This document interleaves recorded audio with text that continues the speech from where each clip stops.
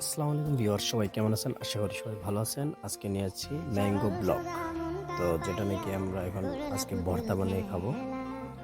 তো এখন আমরা আম ছিলে নেব, শেষ পর্যন্ত দেখতে থাকেন। যে জায়গায় দেখছেন আমার চ্যানেল সাবস্ক্রাইব করে পাশে থাকবেন। তো এখন আমরা ছিলাম শেষ, এখন বড়ই দিয়ে দিচ্ছি।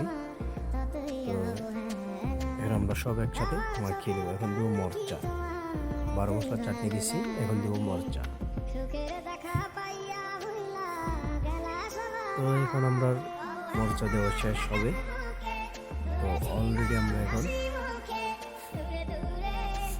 সব একসাথে মাখিয়ে নিই।